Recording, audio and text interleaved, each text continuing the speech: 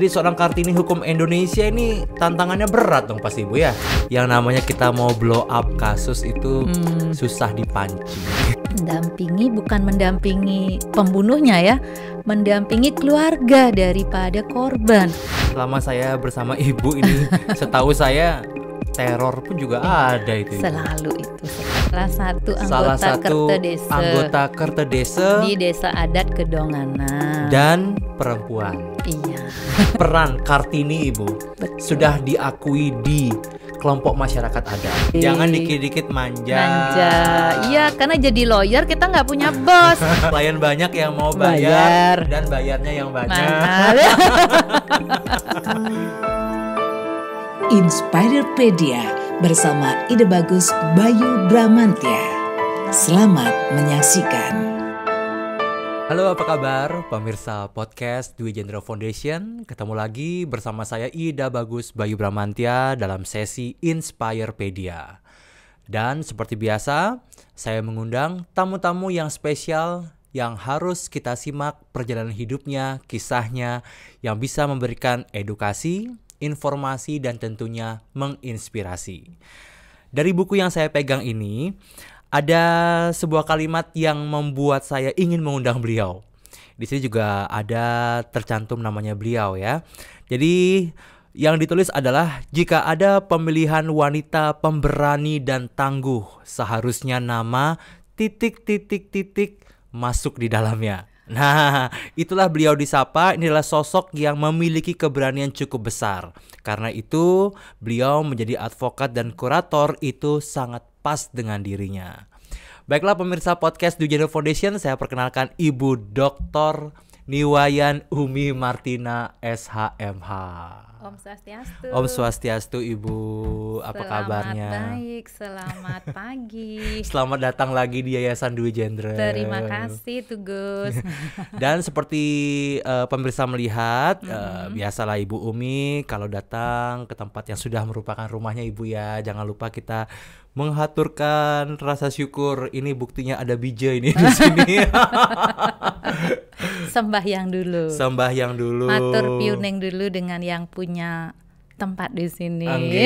Aduh. Kebetulan saya bicara dengan GM. Jero Mangku. Ini Bu Umi ini banyak sekali kegiatannya ya. Dari Jero Mangku sampai dengan Jero Hukum ini. Oke pemirsa, ini ada buku namanya Kartini Hukum Indonesia. Jadi Ibu Umi merupakan salah satu Kartini Hukum Indonesia.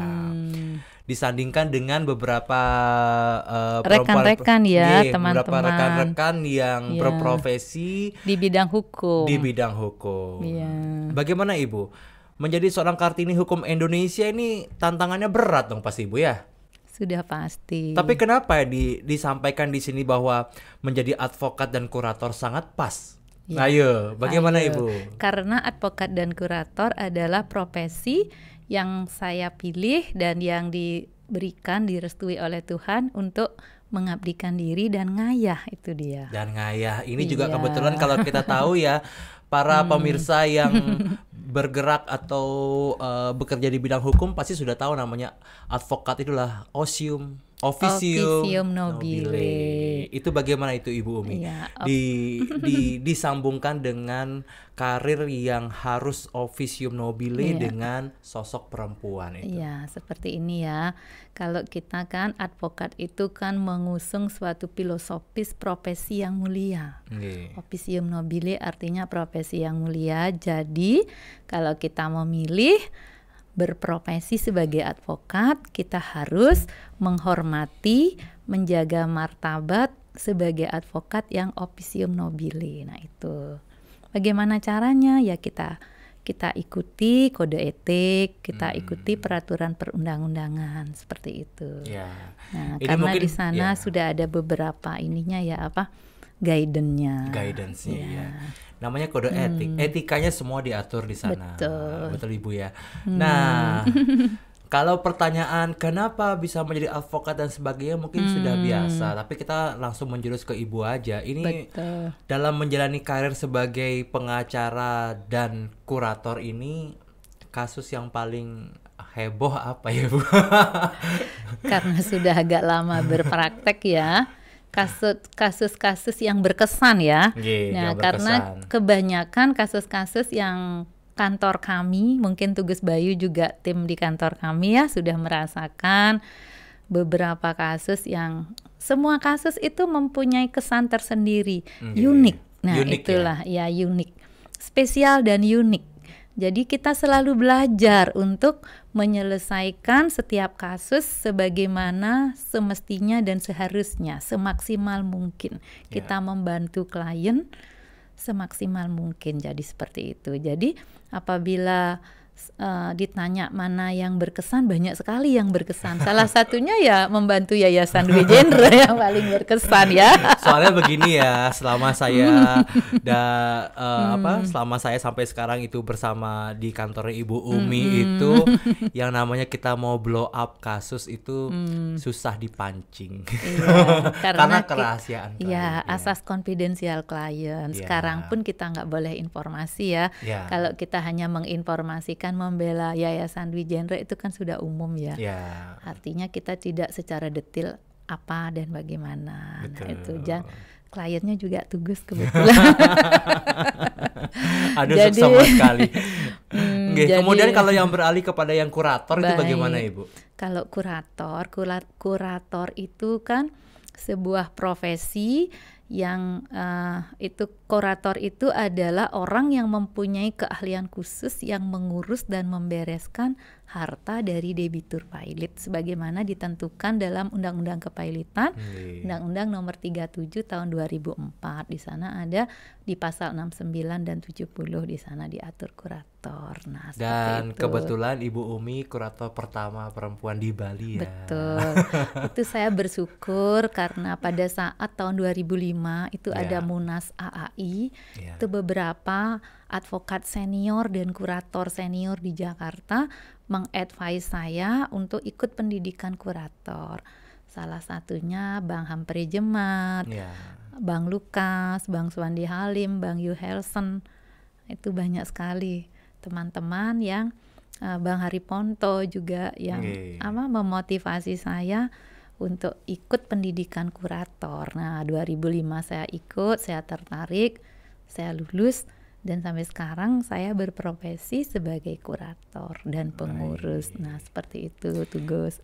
Inilah profesi-profesi yang mungkin kita kenal cukup banyak laki-laki yang mengambil. Betul. Ibu ya. Tapi mungkin Ibu bisa ceritakan sedikit karena kita membicarakan mengenai Kartini Hukum Indonesia, uniknya seorang pengacara atau seorang kurator atau perempuan-perempuan yang bekerja di bidang hukum. Betul. Bekerja di hukum. Karena yang kita ketahui seperti 4 pilar penegak hukum. Betul. Itu ada hakim perempuan unik. Pengacara perempuan unik. Jaksa perempuan unik. Polisi perempuan juga unik. Nah, jadi salah satu yang kami undang di sini kebetulan beliau kan yang sebagai pengacara. Betul. Sebenarnya Ibu keunikan dari pengacara perempuan itu apa? Karena kalau pengacara bisa diibaratkan harus bergaul dengan kekerasan. Betul. Dunianya bisa abu-abu, bisa Ibu ya, bisa putih, bisa hitam, tapi bisa juga abu-abu. Iya, memang kenyataan dan faktanya begitu. Ya, itu bagaimana Ibu? Ya, bagaimana ya namanya kita memilih sebuah profesi, tentu sudah ada resiko profesi. Tapi sepanjang kita bekerja dengan hati, berhati-hati, setulus hati dan ikut pada guidance-nya ya, mengikuti kode etik dan peraturan perundang-undangan dan jangan lupa untuk berdoa. Karena Tuhan akan memberikan jalan yang terbaik setiap pekerjaan kita. Kalau namanya resiko pekerjaan banyak sekali resikonya. Semua ada resikonya Ibu ya. Semua ada, apalagi bergerak di bidang hukum ya. Misalnya kalau kita membela klien yang pembunuhan. Nah, ini ada pengalaman unik juga ya. Ada pembunuhan di Buleleng. Itu ada mahasiswi dibunuh oleh pacarnya di Buleleng. Orang tua dari mahasiswi tersebut ketakutan mencari kantor kami untuk membantu mendampingi. Padahal kan sebagai korban ya. Mendampingi, bukan mendampingi pembunuhnya ya, mendampingi keluarga daripada korban, karena merasa tidak nyaman dan takut kepada pembunuh tersebut, padahal pembunuhnya masih muda. Nah, di sanalah peran advokat untuk memberikan rasa nyaman, memberikan edukasi kepada keluarga, dan juga memberikan edukasi kepada tersangka. Karena masih statusnya tersangka ya, kita dampingi dari pada saat P21 tahap 2. Kita mendampingi, mewakili keluarga korban, mendampingi keluarga korban, menyerahkan barang bukti, seperti itu. Nah, jadi seperti itu. Ada juga pembunuhan bule asing dulu di Bali, itu Hedi Murphy, itu tahun berapa ya? Bule Australia yang dibunuh, ditusuk-tusuk 32 kali tusukan, jadi seperti itu. Jadi itu sama juga pembunuhnya, kita bahasa tubuh dengan mereka. Bahasa tubuh ya, intinya kita inilah kita bukan klien, yang jelas ya, kita bukan klien, tetapi bagaimanapun juga kita mewakili keluarga korban. Pasti pembunuhnya tersangka terus terdakwa jadi terpidana, pasti dia merasa tidak nyaman dan tidak senang dengan kehadiran kita. Nah, di sanalah unik bagaimana kita membawa diri ya. Kalau namanya resiko, di mana-mana ada resiko. Betul. Nah, itu. Nah, sekarang gini Ibu, keunikan dari seorang perempuan, kelebihan deh Ibu. Tadi kan keunikan ini Bu ya, kelebihannya sekarang, kelebihannya kalau perempuan bekerja di institusi hukum atau di lembaga hukum, itu apa Ibu? Karena mungkin ada beberapa orang berpendapat yang negatif, kan bisa juga Ibu ya? Bisa saja, itu kan tergantung orangnya. Tergantung orangnya. Dan tidak saja perempuan yang bekerja di profesi hukum yang bisa negatif ya, di semua ya, di semua profesi, di semua kehidupan manusia itu tergantung, dikembalikan kepada manusianya sendiri. Betul Ibu. Nah, sekarang mungkin yang Ibu sebagai Kartini ya mungkin bisa menyampaikan sesuatu, apa sih kelebihannya sebenarnya, kenapa harus ada Kartini Hukum Indonesia? Berarti kan menonjolkan sesuatu yang lebih Ibu, perempuan, karena perempuan memang tugasnya cukup banyak Ibu ya, betul. Sebagai di rumah tangga dan sebagai sebagainya, ibu, sebagai istri, sedangkan karena bergaul dengan harus kehidupan hukum, berorganisasi sebagai masyarakat, juga sebagai profesi. Kalau kita punya profesi juga mengikuti organisasi dari profesi kita. Nah, di sanalah bagaimana perempuan itu bisa harmoni ya, artinya bisa memanage semua itu dengan baik. Kalau ditanya bagaimana caranya, itu kita jalani saja, mengalir seperti air, dan sepertinya Tuhan sudah merencanakan gitu. Saya jalani aja. Kalau saya harus ngayah ya saya ngayah. Kalau saya harus bekerja ya saya bekerja. Kadang-kadang selesai, pada saat ngayah selesai mundut Ida Betara, saya bawa handphone di selempot. Kadang-kadang bunyi WA. Begitu kita lihat ada calon klien akan konsultasi besok, kita jawab. Di sana saya belajar, oh Tuhan itu memberikan saya segalanya. Keselamatan, kesehatan, profesi, partner, pendidikan, kesenangan, klien. Jadi apapun diberikan, jadi ngayahnya harus ikhlas gitu. Apapun yang dilakukan harus ikhlas, sepenuh hati, setulus hati gitu. Jadi nggak ada beban gitu loh. Jadi kalau kita bekerja mengerjakan sesuatu serius, fokus. Nah, itu intinya. Kita seperti itu, karena katanya perempuan itu punya kelebihan. Kalau laki-laki katanya konon kabarnya nih dia hanya bisa fokus pada satu titik, tapi perempuan dalam satu titik dia bisa fokus beberapa titik, mengerjakan sesuatu bisa, itu katanya. Dan kemungkinannya yang bisa melihat itu kan rekan-rekan kita, karena di kantor kan ada partner laki-laki dan perempuan. Ya, jadi yang perempuan saya hanya bisa melihat partner perempuan saya yang lain. Kalau pada diri saya mungkin orang lain yang melihat. Saya juga melihat partner saya yang perempuan sedang mengerjakan A, bisa ngobrolnya, komunikasinya B gitu. Oh, berarti benar ya perempuan itu punya satu kelebihan. Sedangkan kalau partner saya laki-laki sedang mengerjakan sesuatu, itu secret ya, tidak boleh ada TV, tidak boleh ada radio, tidak boleh ada suara, kita nggak boleh berisik pokoknya. Nah seperti itu, jadi fokus, ditanya nggak boleh, gini nggak boleh, oh berarti lebih hebat perempuan ya, sambil bekerja bisa ngobrol. Sambil ngetik, tiba-tiba anaknya datang, ibu. Iya masih bisa jawab gitu. Masih bisa jawab. Ininya di sana, iya gitu, kita masih tetap kerja. Nah itulah perempuan-perempuan. Saya punya partner perempuan, dia tangguh juga, sambil jalan, sambil ngetik, sambil kerja, dia buka handphonenya, ngurusin kerjaan adat, ngurusin semua. Saya pikir, oh benar juga ya, kalau dia melihat saya melihat dia gitu. Jadi kita nggak bisa melihat diri kita sendiri ya, orang lain yang melihat. Jadi memang betul perempuan itu punya keunikan. Itu bukan karena apa ya, mungkin karena kodrat ya, karena terpaksa. Karena perempuan kan semua harus ya, kalau di Bali itu semua harus ada timing, ada waktunya. Misalnya rerainan, nggak boleh dong, besok saja, itu nggak bisa. Nah kalau ada tugas yang seperti itu harus dilakukan tepat waktu. Artinya waktunya dari pagi sampai sore. Dari dalam timing itu semua harus terselesaikan. Jadi kita belajar untuk prioritas. Ya prioritas hidup ya, kita harus mengerti prioritasnya Tuhan, God, family, bisnis. Jadi kalau ada sesuatu kita lihat dulu prioritasnya yang mana, Tuhan, keluarga atau bisnis. Nah, tetapi kita juga harus tahu ya, kalau ada klien yang urgent, mau ditahan, mau itu sudah prioritasnya amat sangat urgent. Kecuali Tuhan yang bisa menggeser itu. Kalau family dan bisnis masih bisa di sana dia. Jadi itu dia yang paling pertama, itu Tuhan. Tapi kan kita juga tahu ya, kalau institusi pemerintahan dan kepolisian, kejaksaan kan juga kalau mendekati hari-hari libur, hari seperti itu kan juga tidak buka. Jadi kita masih terbantu di sana ya. Nah, jadi seperti itu, Tugus. Itu mungkin keunikan sebagai pengacara. Sekarang juga ada keunikan juga sebagai kurator nih Ibu ya. Betul. Karena kita tahu yang namanya kurator kan ada suatu usaha besar yang sudah tidak bisa menjalankan lagi usahanya, terbelit hutang contohnya, tidak bisa melakukan kewajibannya dan sebagainya.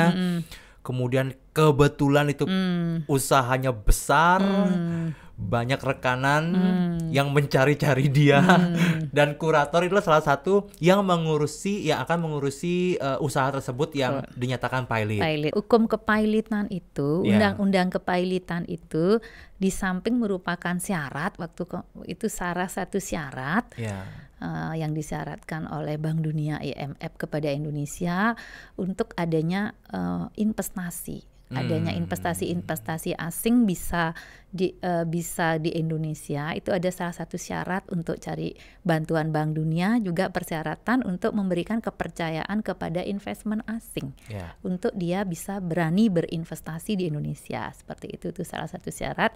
Nah kalau kepailitan itu kan intinya penyelesaian hutang piutang. Yang pilot itu sekarang kan banyak.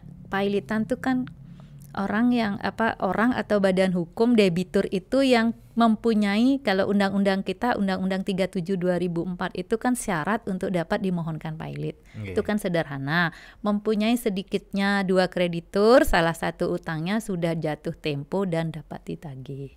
Artinya debitur itu punya utang lebih dari 1. Kenapa menggunakan institusi kepailitan? Seperti Tugus bilang, kalau punya utang lebih dari 1, kalau punya utang 1 biasanya yang digunakan bisa menggunakan hukum perdata, menggugat perdata wan prestasi ke pengadilan. Nah, tetapi kalau dia punya hutang lebih dari 1, nanti gugat lagi terus kan capek. Di samping itu juga untuk melindungi kepada debitur dan kreditur. Debitur itu terlindungi apabila dia punya hutang lebih dari 1, jadi di kepailitan diselesaikan semua dengan aset dia yang ada. Nah, jadi kalau dia tidak menggunakan skema pilot, kemungkinan siapa yang menggugat duluan dia yang mendapatkan pelunasan. Yang belakangan sudah nggak dapat lagi meskipun menggugat karena hartanya sudah habis. Jadi itu perlindungan kepada debitur dan kreditur minoritas atau kreditur yang tidak tahu, yang belakangan juga bisa mendapatkan pemenuhan. Nah, seperti itu. Tetapi jangan lupa kepailitan itu bukan saja debitur yang tidak mampu membayar, tapi ada juga debitur yang tidak mau membayar. Ini yang agak berat ya, yang tidak mau membayar. Setahu saya juga Ibu ya, sebagai kurator itu kan profesinya agak susah ini Ibu ya. Betul. Selama saya bersama Ibu ini, setahu saya teror pun juga ada itu. Selalu itu seperti itu. Resikonya besar juga itu Ibu. Iya, besar sekali. Besar sekali resikonya. Yang paling pertama kita pasti akan diberitakan negatif oleh debitur pilot. Iya. Ya, coba aja cari, pasti saya banyak diberitakan negatif. Ya tidak apa. Kadang-kadang saya tidak menanggapi hal seperti itu, karena kalau ditanggapi capek ya. Kalau mereka memberitakan, kalau kita melakukan upaya hukum kan yang kita lawan media. Kalau media kan ada upaya hukum namanya hak jawab. Ya udah, kalau kita perlu lakukan ya lakukan, kalau dianggap tidak ya nggak masalah gitu. Saya kadang-kadang males yang begitu, yang tidak perlu. Jangan membuang energi. Jadi orang akan melihat oh dia nggak baik, biarkan saja. Tidak perlu dan tidak penting. Nanti kan yang penting penyelesaian kasusnya di pengadilan baik. Nah, nanti kalau sudah perlu kita hadapi itu baru kita hadapi, biar enggak energinya habis dan biar enggak banyak cari musuh. Jangan pernah merasa punya musuh. Jadi kita tenang enggak mana-mana, meskipun dia benci sama kita atau gimana, kita berdoa dan kita berpasrah. Itu aja sih tipsnya tuh Gus. Jadi kita masih nyaman ya, bisa nongkrong, makan di mana. Ya karena setahu saya ya begitu Ibu Umi, sampai ya ada teror dan sebagainya. Biasa itu. Ya kalau Ibu Umi menanggapnya biasa aja, berarti kita ngobrolnya biasa aja. Iya. Kadang-kadang kalau terlalu keras ya kita ganti nomor HP. Betul. Ya Ibu. udah kan, daripada kita sibuk. Ini kemudian ada buku yaitu Inspirasi Tanpa Batas. Dan dalam buku ini menyampaikan bahwa Ibu Umi bekerja dengan niatnya itu Ibu. Nah tadi kembali lagi sebagai perempuan Bali khususnya, kalau udah ngomongin rainan dan sebagainya, oke, itu kepada Tuhan. Betul. Sekarang ke bisnisnya harus niatnya juga ya Ibu. Kan kita filosofisnya hidup ini ngayah. Nah, apapun profesi kita, di tempat kerja kita itu adalah tempat di mana kita ngaturang ayah. Apalagi pengacara kan bisa beriatnya itu Bu, membelai. Prodeo itu. Iya. Istilah sananya prodeo. Di Bali sudah dengan iatnya. Iya. Itu istilahnya gimana, Ibu? Begitu. Meskipun kalau klien, apabila klien itu menyadari berapapun dia membayar lawyernya, memberi penghargaan, tetap saja kalau kita selamatkan, kita ini tetap saja dia merasa berhutang budi. Ada juga sih yang begitu. Pada saat bayar dia mengatakan ini tidak seberapa dengan seharusnya, mohon maaf. Jadi kalau kita menerima uang, artinya menerima sesari penglamur. Kalau orang Bali kan kayak sebegitu ya. Artinya penglamur, pangtan lamur. Kalau mekarya pasti icena penglamur. Nah, fee itu kalau di Balinya jadi penglamur. Jadi kerja itu ya sudah pasti. Kita pasti kalau kita sudah bekerja kan totalitas ya, baik yang prodeo maupun yang berbayar kita perlakukan sama. Artinya kita tidak boleh menelantarkan klien. Harus kita bela, kita lindungi, kita lakukan pekerjaan itu sebagaimana seharusnya. Nah seperti itu. Jadi ya ngayah itu ya seperti itu, ngayah. Dari tadi Ibu juga menyampaikan masalah klien dan sebagainya. Sepertinya Ibu fokus kepada kalau kita bilang kan servis ya, Ibu ya. Karena kita melayani jasa. Masyarakat, jasa hukum. Jasa hukum, kita sebutannya jasa hukum yang tidak bisa dilihat seperti kita menjual benda begitu ya. Iya betul. Tapi jasa hukum bentuknya servis, dan kadang-kadang orang pun juga berpikir masa segitu sih biayanya. Belum tahu nih kalau muterin otaknya itu seperti apa sebenarnya. Kenapa bekerja menggunakan otak ya jasa hukum itu, kita kan kadang-kadang harus mengkonstruksi hukum. Kalau tingkat kesulitan pekerjaan ya, ada pekerjaan yang tingkat kesulitannya biasa, sedang dan berat. Nah kebetulan yang datang ke kantor kami, Tugas kan tahu sendiri, itu rata-rata klien-klien yang datang dengan tingkat kesulitan berat. Kebanyakan yang berat, yang sedang itu sedikit ada. Sehingga kita harus mengkonstruksi hukum. Artinya kita konstruksikan, kita lihat dulu apa sih ini kasusnya apa. Memang seperti kasusnya misalnya sederhana penipuan, tapi kita lihat yang ditipu apa, detailnya seperti apa, caranya bagaimana, apa nanti solusi yang terbaik untuk klien kita. Kan gitu. Tidak serta-merta baru melihat wah ini ditipu, bla bla bla bla, seperti semacam punya konsep yang di copy paste, bukan. Setiap case itu unik, mempunyai latar belakang yang berbeda-beda. Dan Meskipun penanganannya harus berbeda, Ibu. Berbeda juga, treatmentnya berbeda. Karena kan kita lihat sebabnya apa, treatmentnya bagaimana, solusinya apa. Gitu. Jadi hati-hati pemirsa, kalau mau milih pengacara harus pilihlah yang memberikan servis yang baik, treat yang baik. Dari tadi juga saya membahas Ibu mengenai kurator pertama di Bali. Dan sekarang kita kalau sudah melihat ini ada tulisan Bali, judulnya Awik Desa Adat. Ini perlu saya banyak belajar tulisan Bali ya. Tapi yang saya tahu adalah Ibu Umi adalah Kerta Desa, Ibu ya. Salah satu anggota Kerta Desa di Desa Adat Kedonganan. Dan perempuan. Kalau saya tidak salah, ya mungkin Ibu adalah yang pertama mungkin Ibu ya. Sepertinya begitu. Untuk desa kami Jadi nanti kalau misalnya pemirsa melihat komentar saya, apakah ada lagi perempuan-perempuan di desa, ibu-ibu yang menjadi kerta desa, silakan aja komen di sana. Siapa tahu kami bisa mengundang juga kan gitu Ibu ya. Bagaimana trik-triknya, seluk-beluknya. Nah kebetulan Ibu Umi kerta desa di Desa Adat Kedonganan. Jadi kita lebih fokus ke Desa Adat Kedonganan ini. Iya, betul. Bagaimana Ibu menjadi seorang kerta desa itu Ibu? Bergaul bersama bapak-bapak yang dan jero mangku. Kan memang habitatnya di sana. Tapi sebelumnya mungkin Ibu Umi bisa memberikan kami edukasi dulu Ibu. Betul. Awik-awik Desa Adat itu seperti apa?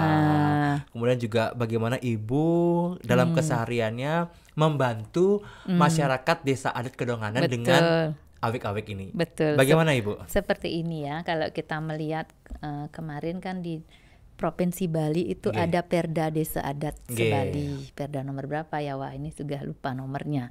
Perda Desa Adat di Bali. Nah, Perda Desa Adat tersebut di sana diwajibkan bahwa setiap desa adat wajib menyuratkan awik-awik. Menyuratkan awik-awik karena itu awik-awik dalam bentuk itu niki ya tulisan menyuratkan. Nah, karena awik-awik itu kan aturan hukum adat di setiap desa adat. Awik-awik itu bisa awik-awik tertulis dan tidak tertulis. Nah, dengan adanya Perda Desa Adat di Bali yang mewajibkan desa adat untuk menyuratkan awik-awik, dan awik-awik yang sudah tersurat tersebut didaftarkan di kabupaten dan di provinsi. Nah, seperti ditandatangani oleh desa adat, ditandatangani oleh Bapak Bupati, kemudian didaftarkan di provinsi. Di Dinas PMD Pemajuan Desa Adat di sana, di MDA juga. Nah, seperti itu, sehingga karena adanya Perda Desa Adat tersebut, karena perintah daripada Perda itu juga ada nguah-nguwuhin awik-awik, menyesuaikan awik-awik dengan Perda, itu nguah-nguwuhin namanya. Karena setahu saya kan juga dari dulu leluhur-leluhur sudah membuat punya awik-awik, ada yang tertulis, ada yang tidak tertulis. Desa hukum adat ya Hukum adat ya. Kami di Desa Adat Kedonganan dulu sudah punya awik-awik yang tertulis. Nah, sehingga dengan adanya perintah daripada Perda Desa Adat tersebut, desa adat kami nguah-nguwuhin awik-awik. Nah, kita tahu awik-awik itu kan dijalankan oleh perarem yang tidak diatur secara detail di awik-awik, diatur di dalam perarem. Perarem itu ada 3, ada perarem pengancah, perarem pengele, dan perarem pemutus. Nah, seperti itu. Kalau kita bicara mengenai awik-awik kan tentunya juga berbicara mengenai kehidupan beragama juga Ibu ya. Bermasyarakat dan beragama. Bermasyarakat dan beragama. mengatur mengenai kehidupan masyarakat ada di sana, kemudian juga mengatur bagaimana kehidupan beragama di sana. Trihita Karana lah Ya, intinya. dan kebetulan ini kan yang beragama Hindu ya Ibu. Beragama Hindu dan juga diatur juga karena kita sekarang kan di desa adat bukan hanya yang tinggal itu karena kita NKRI. Negara Kesatuan Republik Indonesia yang kita cintai, yang kita junjung tinggi. Ini loh merah putih di dadaku ya. Di lenganku. Di lenganku. Nah, seperti itu. Yang jelas merah putih itu di dadaku. Dia selalu hidup semangatnya. Itu yang membuat kita rajin mengabdi ya. Tanah air, ku tidak kulupakan. Nah itu dia. Nah kalau dia karena sekarang di awik-awik tuh intinya yang diatur kan Trihita Karana. Ada Pawongan, Pariangan, Palemahan. Nah terus di Pawongan itu sekarang kan bukan hanya masyarakat Bali yang beragama Hindu. Nah, jadi di sini juga diatur keramenya dibedakan. Ada kerama adat, kerama Tamiyu dan Tamiyu. Nah, itu di sana letak kita toleransi kita di sana bagaimana menjalin kehidupan yang harmoni antara manusia dengan manusia, manusia dengan alam semesta, manusia dengan Tuhannya. Setahu saya juga semua awik-awik di desa adat manapun itu juga membahas mengenai krama itu ya Ibu ya. Sekarang pasti. Tergantung krama itu apakah diperlakukannya seperti apa. Di setiap desa itu aturannya berbeda-beda. Tapi minimal kan ada aturan hukum tertinggi. Hukum adat ini kan tidak boleh bertentangan dengan hukum nasional. Karena kita berada di NKRI. Payung hukumnya Undang-Undang Dasar, payung hukumnya Perda Desa Adat, Undang-Undang Pemerintahan Daerah. Jadi ini saya cukup banyak belajar ya pemirsa ya, karena dan saya juga hukum-hukum lainnya. Ada HAM. Itu Ibu. Banyak. Kalau HAM berhubungan sama ini ya Bu ya, bagaimana mereka sebagai warga negara tinggal di lokasi tersebut, tetapi ya untuk menjaga keamanan dan ketertiban bersama perlu diatur. Jadi memang perlu adanya sosialisasi juga Ibu ya. Iya, HAM itu kan kita tahu Indonesia kan meratifikasi HAM internasional. Ada HAM generasi 1, HAM tentang kebebasan berpolitik dan kebebasan mengeluarkan pendapat, kesamaan di dalam mendapatkan keadilan, tuh HAM generasi 1. HAM generasi 2 itu HAM ekonomi. HAM generasi 3 HAM kesehatan. HAM generasi 4 HAM lingkungan hidup. Nah, jadi itu yang kita harus pahami juga. Jadi kalau mau seperti ini kita harus tahu juga aturan-aturan hukum internasional karena Indonesia juga meratifikasi WTO. Nah, jadi di sana juga kita juga harus ini ya, jangan sampai membuat aturan hukum yang nanti melanggar HAM.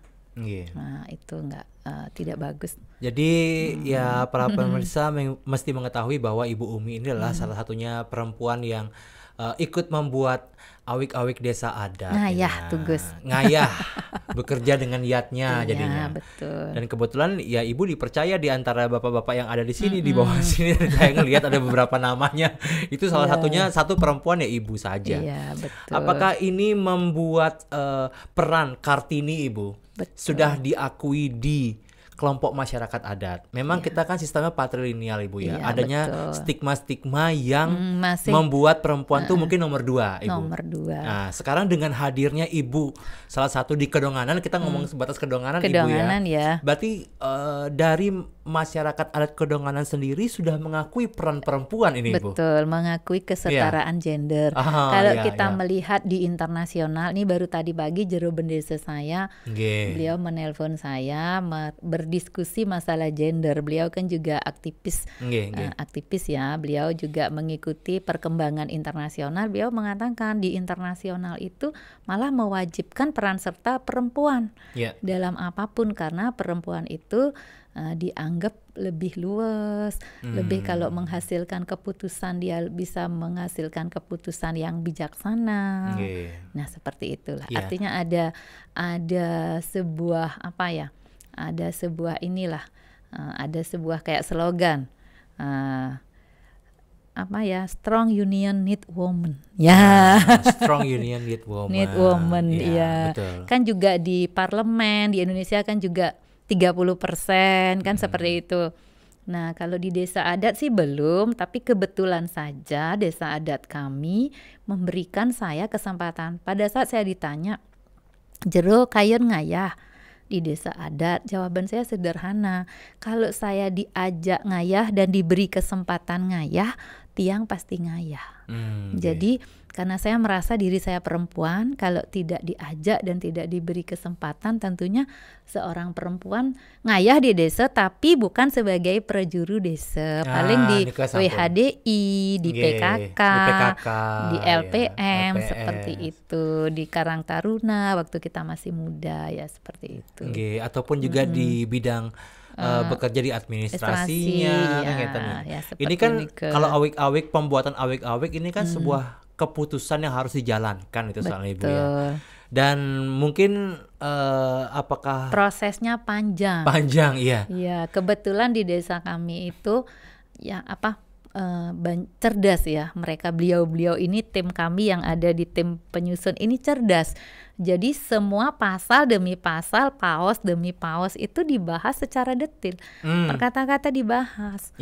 Didiskusikan di pleno gitu. Sehingga dan maturan pejati, setiap pembahasan, setiap sangkep kita ngatur runing matur pejati, dupenya nggak pernah mati sampai terakhir. Baru kita lungsur kenten. Sangkep malih ngatur pejati terus sampai selesai. Ya, itu yang harus dilakukan ya. Kalau hukum adat kan kita hanya menuliskan, menyuratkan apa yang bisa tersurat. Tapi kan hukum adat itu ada juga yang tidak tertulis. Sepanjang itu diakui dan dihormati keberadaannya oleh masyarakat hukum adat setempat. Gitu. Ya, karena ini dari sini saya banyak belajar nih Ibu Umi ya. Makanya kemarin saya minta sama Ibu Umi bisa nggak saya pinjam awik-awik desa adat dari Kedonganan karena untuk referensi untuk role model Walaupun kita bisa melihat secara umumnya kan di Perda ataupun awik-awik dari desa kita yang sebelumnya. Tinggal direvitalisasi, disesuaikan dengan desa Kalepatre. Desa mau cara kentan atuh. Sombong-sombong begini saya juga termasuk dalam tim perancangan awik-awik desa adat Sanur. Nguah-nguahin awik-awik. Ini saya beriatnya loh ya. Beriatnya. Kan tapi kepuasan loh Ibu, bisa ngayah itu? Iya, bisa ngayah itu puas. Apalagi pada saat kita bahasa-bahasa Bali yang halus-halus ya. Kadang-kadang setelah dibaca dibahas di sana penglingsir itu bilang kalau niki dituangkan na alit-alit tan keni bana. Ada kebetulan di desa kami yang bisa, yang artinya mengerti bahasa Bali, sehingga kita cari formulasi kata-kata yang paling sederhana, yang paling bisa dimengerti dan diterima oleh masyarakat. Betul, karena ini Ibu, sebaik apapun kita membuat aturan atau sebaik apapun kita aturannya kalau niat dari masyarakatnya, kalau dari masyarakat ataupun juga cara penyampaian komunikasinya dia tidak nyampe, apalagi bahasa Ibu. Kadang-kadang penghalang itu bahasa. Iya betul. Waktu pertama kali saya ikut membantu di tim awik-awik yang di Sanur, itu kendalanya memang bahasa. Iya betul. Tapi dengan mengikuti perkembangan, dengan diajari oleh projuru-projuru yang lebih senior, lebih lingsir, kemudian satu persatu dibahas. Ini maksudnya maksudnya ini, ya kita bisa. Walaupun dalam kondisi mungkin kita bukan yang ahli di dalam bahasa, tapi beliau-beliau itu yang senangnya membutuhkan masukan anak dari anak muda yang kaum milenial istilahnya. Karena ujung-ujungnya juga nanti kan di generasi kami yang akan melanjutkan mewariskan, itu semua. yang melanjutkan Kita yang tua-tua ini hanya meletakkan pondasi dan menunjukkan membuat malnya lah ya. Begini loh, kita melanjutkan dari leluhur kita penglingsir. Kita sekarang jadi penglingsir, kita di sini nanti kita wariskan lagi ke anak-anak yang lebih muda, generasi penerus yang akan masyarakat adat Bali yang sebagai pemilik, penerus, penjaga dan yang melanjutkan itu adat Bali tersebut generasi sekarang ini. Ibu, ini benar-benar luar biasa ya, dengan adanya kita ikut membantu dalam pembuatan awik-awik, walaupun nanti pemirsa juga di desa manapun, itu merupakan sebuah legacy, jadi sebuah warisan dari hasil pikir kita untuk kesejahteraan masyarakat setempat, kesukertan dari masyarakat desa adat itu. Jadi luar biasa sekali kontribusinya. Walaupun mungkin di sini hanya nama-nama saja Ibu ya yang tercantum, tapi kontribusi masyarakat adat untuk memberikan masukan yang bisa menuangkan dalam awik-awik itu sangat penting luar sekali biasa, Ibu ya. Karena yang ikut membahas kan juru mangku, kadat, tokoh-tokoh masyarakat.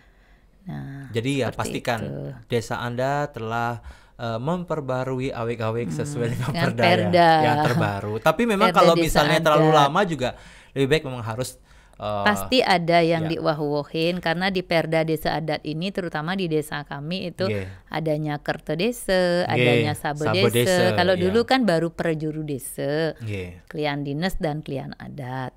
Makin di desa nike lembaga nike ditambah wonten Kerto Desa lan Sabo Desa. Baik, pokoknya pemirsa yang ingin belajar lebih lanjut mengenai hukum, khususnya praktek loh ini Ibu ya. Dari acara perdata Ibu Umi di kantor sering bersama mahasiswa, perdata dan pidana sering diajak mereka ke pengadilan untuk melihat langsung bagaimana proses di pengadilan. Dan bagaimana fungsi-fungsi daripada lembaga hukum itu sendiri. Dan juga yang paling detail adalah seperti contohnya di perdata atau di pidana yang membuat surat kuasa lah dan sebagainya, itu diajari semua. Nah di kantornya Ibu Umi itu sebenarnya paket lengkap ya. Paket hemat. Paket lengkap banget itu. Paket lengkap ya. Kemudian belajar mulai dari fotokopi. Belajar dari fotokopi. Cara menyerahkan berkas, cara memberkas.